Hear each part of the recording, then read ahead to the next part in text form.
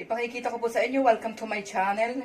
Unang pagbibideo ko po ito dahil naiinip dahil naka-quarantine dito sa Italia. Kaya ipakikita ko po sa inyo ang lutong Italian food. Yan. O, sibuyas po. Buo po yan dapat inilalagay. Dahil importante po yan. Dahil kung ang employer nyo ay Italian, ayaw nila ng kita ang sibuyas. Papupulahin po ang sibuyas. Tapos, saka ihuhulog ang tomato sauce.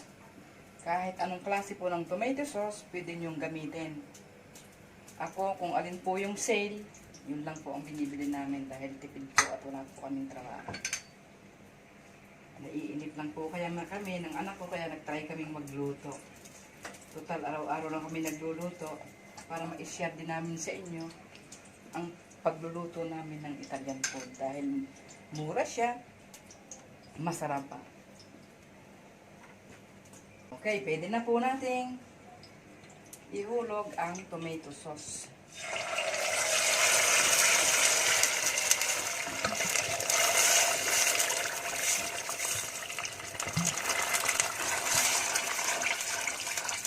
Okay. Pagkatapos pong ihulog yan, ako nagluluglog ng tubig. Nilalagyan ko ng kalahating tubig.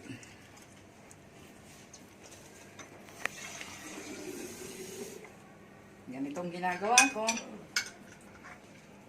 Kakalugin.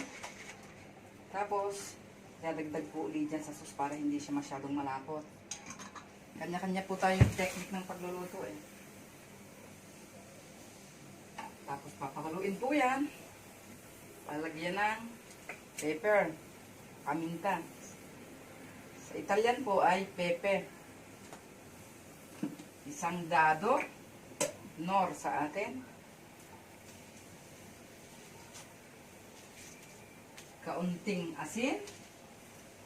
Kaunti lang po dahil meron ng dado, meron ng nor. Ako naglalagay din po ng asukal sa sauce dahil para matanggal po yung asim. Lahat po ng luto, nilalagyan ko ng konting asukal para panaman po yung lasa. Okay. Habang nagluluto po ang ng sugo, parang habang iniintay natin siyang kumulo, lipat natin siya dito sa medyo, pasensya na po kung medyo malikot ako kasi maliit lang itong kusina namin. Lilipat natin siya sa medyo mahinang apoy para hindi siya mabigla ang luto. At ngayon po, umpisahan naman natin ang talong. Atin munang babalatan ang talong. Mahirap pong gawin pero napakasarap kainin ng Italian food. Mura siya kung tutuusin dahil ang ingredient lang po niya ay mga kamatis. Pero mahirap siyang gawin. Kailangan ay oras talaga ang gugugulin mo sa pagluluto mo ng Italian food. At kailangan din po ng pagluluto, ang sikreto sa pagluluto ay amore. Ano sa Tagalog ang amore? Pagmamahal. Okay?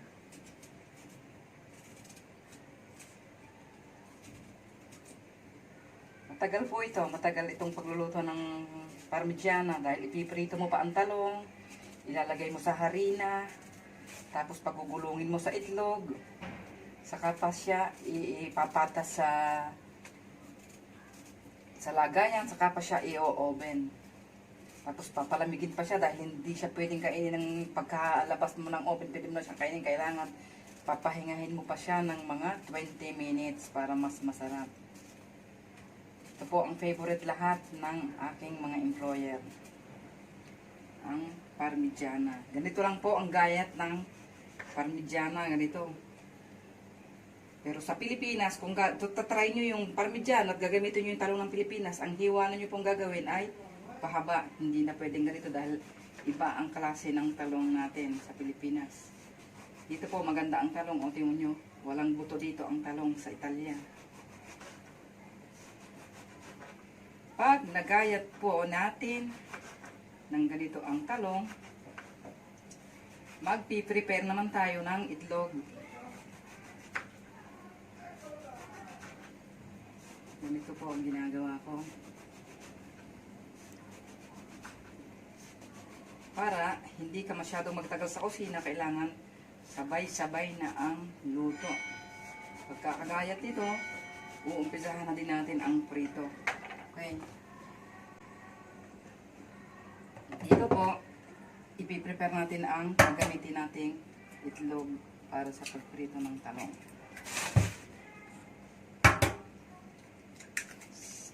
Bali, 5 talong po ito. Kaya ang magagamit ko dito ay 6 na itlog.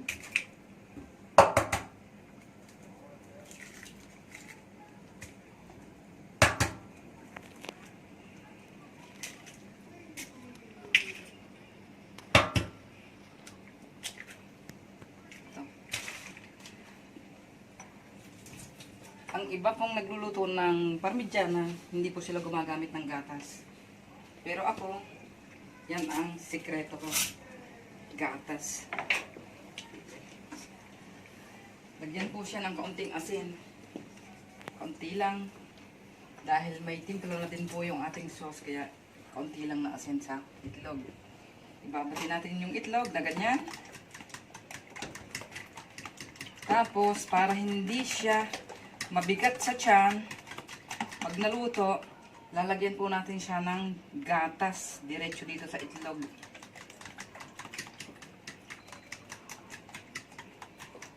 Ang natutunan ko po ito doon sa kapatid ng aking employer na matandang dalaga. Siya po ang nagturo lahat ng sekreto niya sa pagluluto. Ay itinuro niya po sa akin. Pero ngayon po wala na siya. Dahil matanda na siya, ay pumanaw na po siya.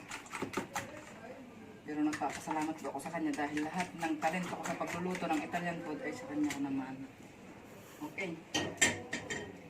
Ngayon po ay pagpapainit tayo ng langis. Pero dito ang ginagamit na langis dito ay yung pangprito lang, hindi na po olive oil. Dahil mahal ang olive oil, kaya ito lang gagamitin sa atin. Kung magluluto kayo, magtatry kayo sa atin, marami coconut oil. Kaya okay din ang coconut oil.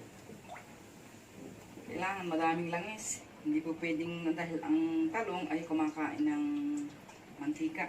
Kaya kailangan lubog sa mantika para hindi tayo mahirapan. Okay. Ngayon, ang susunod, para hindi po masyadong magkalat dahil kailangan natin ng harina, ang ginagawa ko po, nilalagay ko sa plastic dito.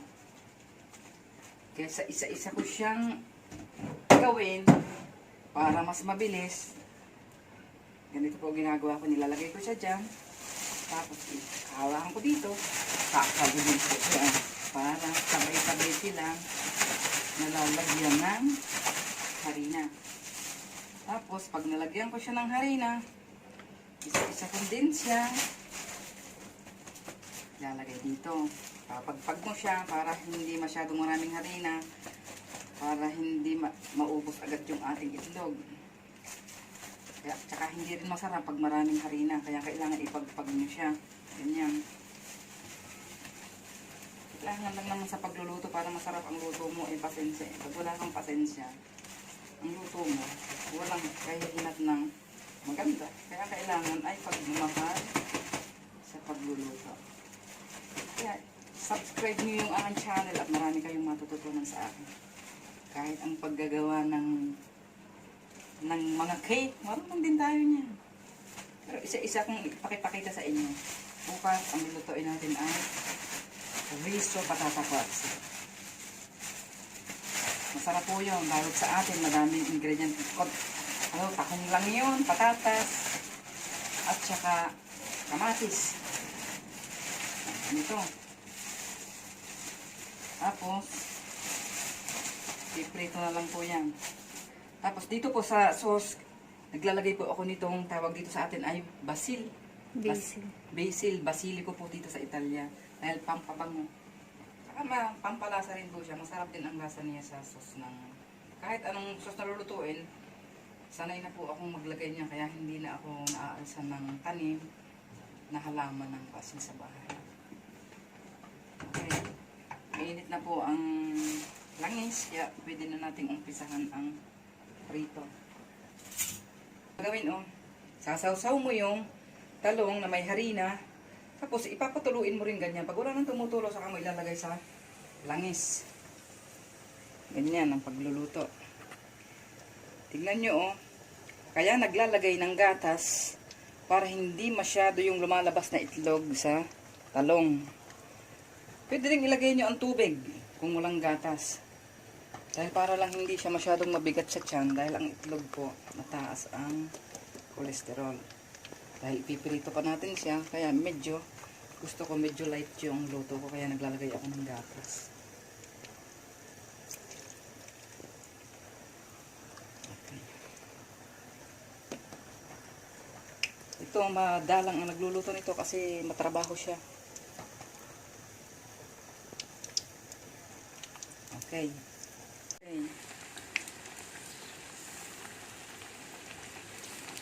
Ganito po siya. Ang mangyayari dito pagka naprito nyo na. Ganito lang siya. Hinain natin ang konti ang apoy dahil medyo malakas ang apoy natin. Kailangan dito ay doble ang trabaho. Nagpiprito ka. Ay, naggagayat ka na uli ng panglagay dito sa harina.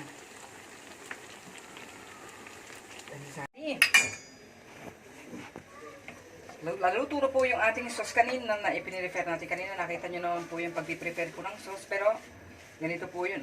Ito, importante ito. Lalo't nasa Italian kayo. Kailangan hindi ito nakikita ng employer. Kaya yan, buong inilalagay. Buo mo din siyang tatanggalin. Yung makakakita sila ng bawang at sibuyas. Okay, ganito lang po ang paggagawa ng parmigiana. Lalagay mo siya dyan, yung sauce. Ko dito.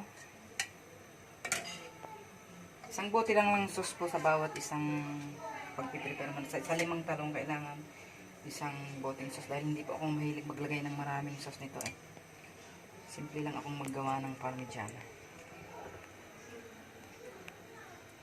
Okay. Kakalat mo lang siyang ganyan. Tapos ganito na po yung paggagawa ko nito. Ito. Papatasin mo siya. Kailangan ganyan. Kailangan yan. Ganyan. Ako, tsaka importante sa pagluluto Ako kasi ayoko nung nagluluto na marami kayong sing-sing. Yan. Ayoko niyan. Kaya kailangan sa pagluluto kasi kailangan laging malinis. Ito. Kailangan wala siyang pugwang. Kailangan tatakloban nyo lahat yung mga kaya yung pag may maliliit na ganito, pang sulok yan. Ganito.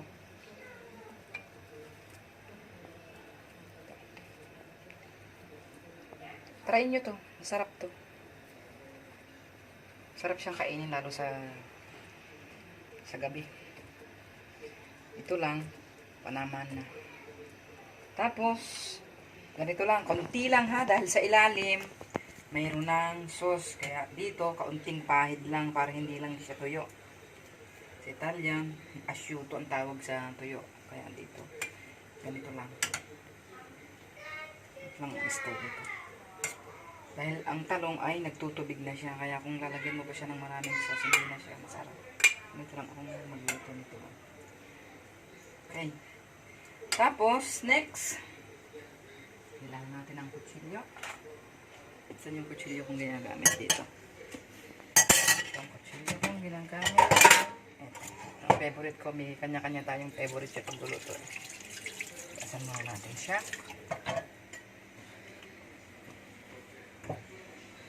Tapos, susunod po ay, ang tawag dito ay mozzarella. Hindi ko alam anong tawag sa atin dito. Mozzarella. Mozzarella po ito kahit naman siguro sa ang lugar ang tawag dito mozzarella Ganito po siya ang ginagawa ko, ginagayat ko siya. Ganito, hindi na po ako gumagamit ng anong tawag ng sangkalan, ganyan. Ibubudbud mo lang siya. Sa lahat, sa ganyan.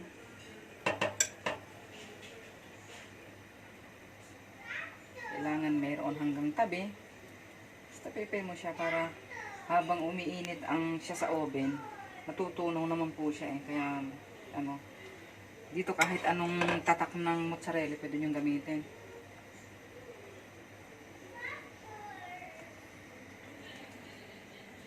Ito, ganyan. Dalawang mozzarella lang yung nilalagay ko dahil ayaw ko din naman ng masyadong madami dahil tumitigas siya. Okay.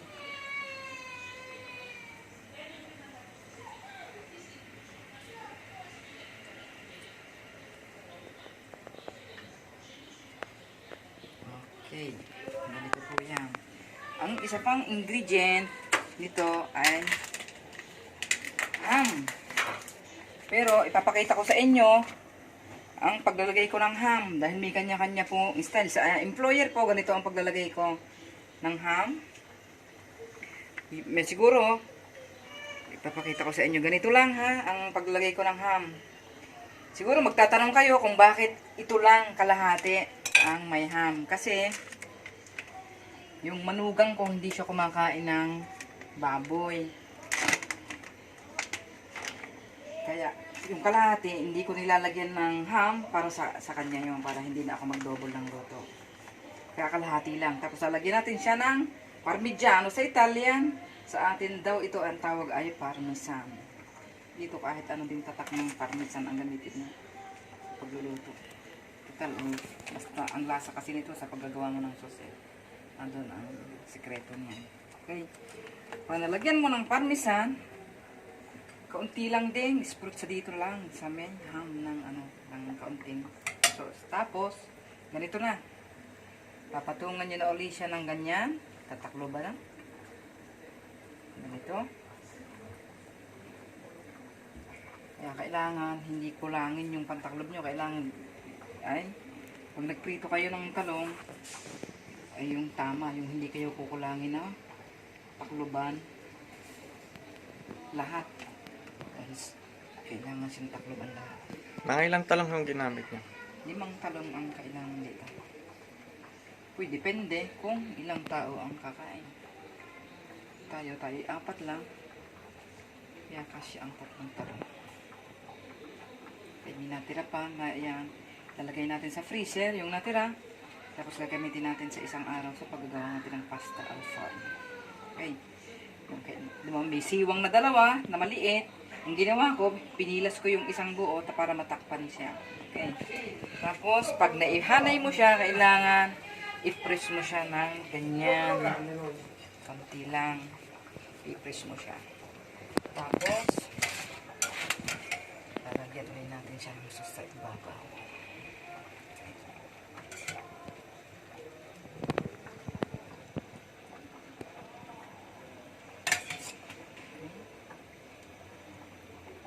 Siya.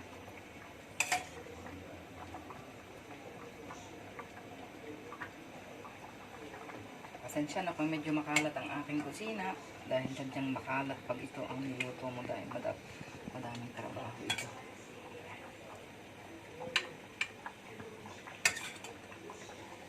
Ni-request lang ito ng anak kong bunso kaya ko siyang niluto. Kaya ngayon ay Festa di Papa sa Italian. Festa di Papa ay Father's Day, March 19. Kaya aguri sa lahat ng papa. Okay. Ganito po uli ang ating gagawin kagaya kanina. Parmesan. Pupunuin mo siya ng parmesan.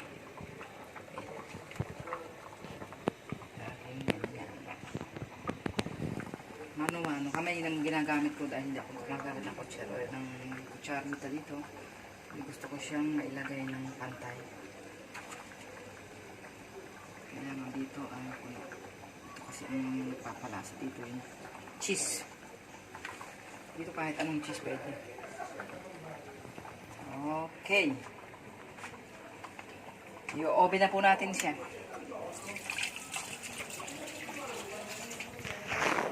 Kailangan na natin siyang ilagay sa oven. 180 ang temperature po ng oven for 45 minutes. 45 minutes.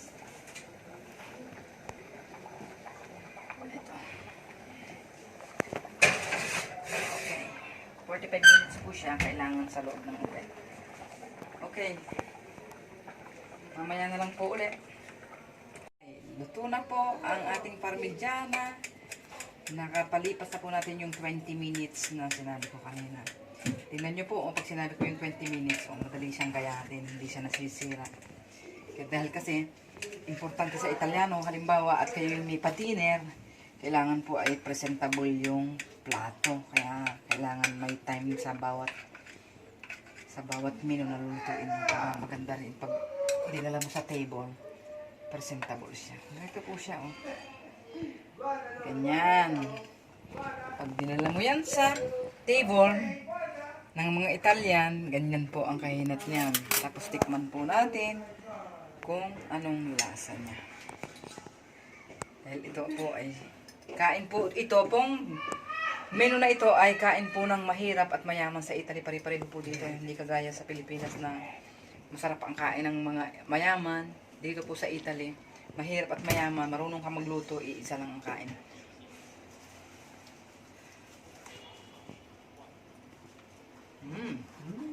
Malasa. Ang masarap po lang dito sa Italy, kahit ang trabaho po namin, kahit kami magpapadiner, ang mga Italian po, marunong silang umappreciate. Pag masarap po yung luto nila, sasabihin nila, Eli, buono. Ang ibig sabihin po noon sa Tagalog ay masarap.